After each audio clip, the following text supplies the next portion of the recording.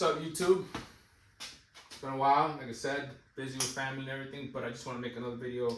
One, to record keep what I'm doing, and also put out information for those that might be interested in it.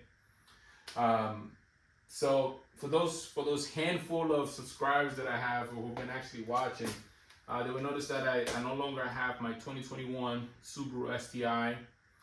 I got rid of that. I sold that, and I bought a 2021 Camaro SS 1LE. And before I go into the reasons why I bought the Camaro, I won't say why I got rid of the STI. The STI was a great car, street car, great car in terms of street performance. One thing I just couldn't get over was when you're in second, when you're in second gear. I've heard countless people say about this that it pulls timing. There's a lot of inconsistency in the engine, in the way the car feels, and I thought it was BS prior to buying the car. Not BS, but I was a little skeptical. I mean, I have a rotary, so people have been telling me my whole life that this car is bad, but I love it. So I was, let me take a chance.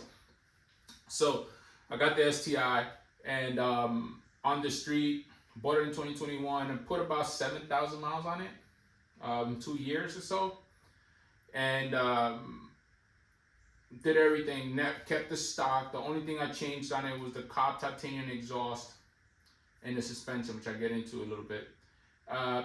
Essentially, while driving the car, it just never felt consistent. Second gear felt like the engine was out of breath, and you almost felt like you were hurting the transmission. It's a weird feeling to explain to you, but it just felt like it was like the transmission couldn't handle second gear. So therefore, somehow the tuning was done to pull timing or make the engine feel a little, not weak, but just out of breath.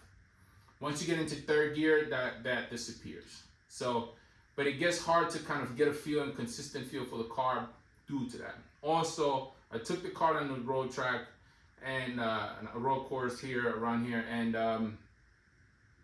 I honestly was overwhelmed by the understeering. Coming from an RX-8, I knew there was understeering, but I was shocked. I didn't know how bad it was, and how much I was gonna not like it. I tried to get around it. I bought Olin's Road Tracks put on it. By the way, phenomenal suspension on the STI. Mustang, that's one of the must modifications you should do. And it helped. But you still had some understeer. And I just didn't feel like having to change, further part. And the more I read into it, the more I listened to videos of people doing, I need a 4-cylinder coolant modification. I need an oil separator. I can't do this because it's gonna cost that. Flat iron tuning podcast. I listened to that thing religiously for like this whole time for years, for the year that I had the car, and it was just like constant problems. And I was like, I can't deal with that. I'm getting not older, but I'm at a point in my life where I don't have much time, and wrenching is something that I know is necessary. It's not something that I like. I enjoy driving. I enjoy being out there. So that is the reason. I felt like the Subaru, while it was a great car on the street, it's not something that I wanted to commit long term for. And broke my heart a little bit to get rid of it, but I had to. Also, the price of the STI went up relative to how much I paid for it, and so I didn't really lose any money there. I'm sure some folks are gonna be like, why did you get rid of it? Everybody has their opinion.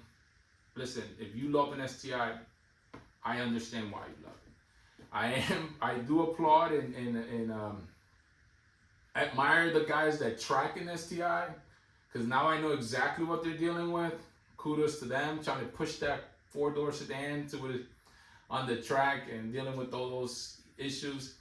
I don't want to say issues, but dealing with all those intricacies and being brave about that.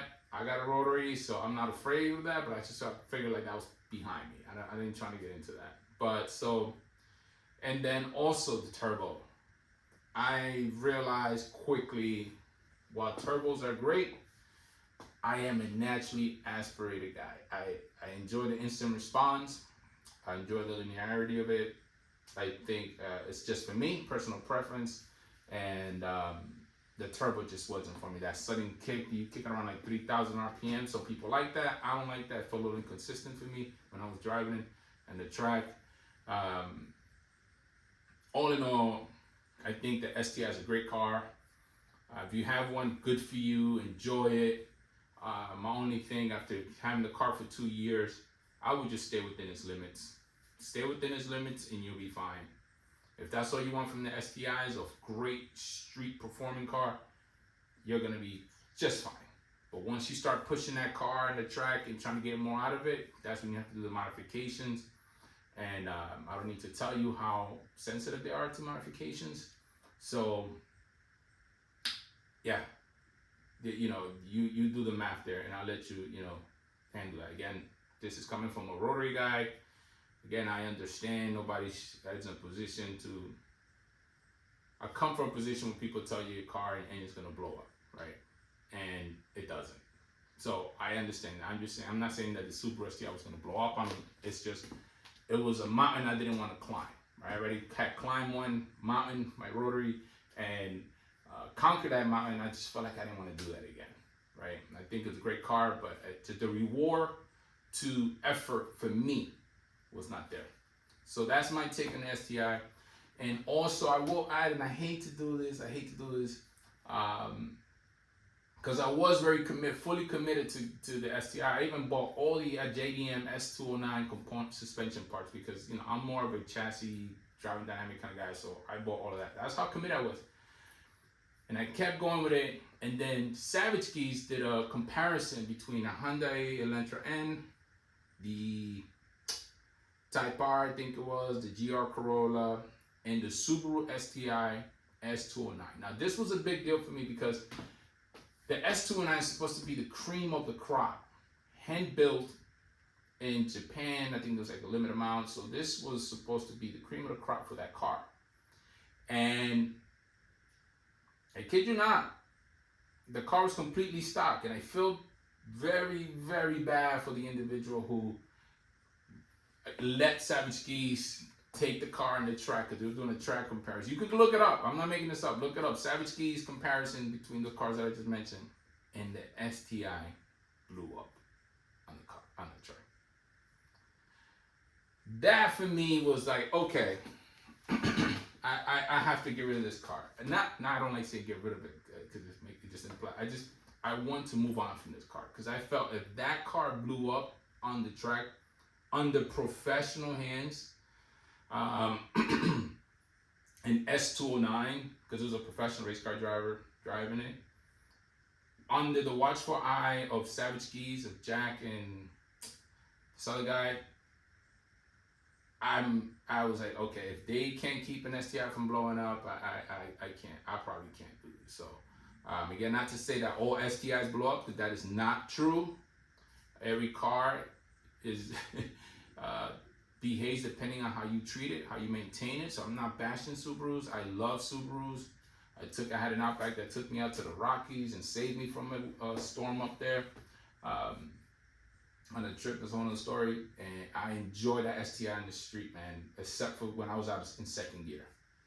I think it's a great car for what it is. I just think that's maybe you're asking more of people. Folks ask more of the car than what it's intended to, and you run into trouble. And they're so popular because you do get a lot. You get all-wheel drive, symmetrical all-wheel drive. You get 300 plus horsepower, and it feels good, man. That car feels good when you take, not to understand, when you take a turn, when you feel it, the feedback is there, man. It really is. And I could see why people like that car. So that is my story, why I switched to the Camaro. Yeah, we'll see what happens here. Now, this is a 2021 Camaro SS1 LE. The reason I went for it was because it's a V8, completely opposite of my rotary. American, this is my first American GM car. I gotta say, I kind of like it.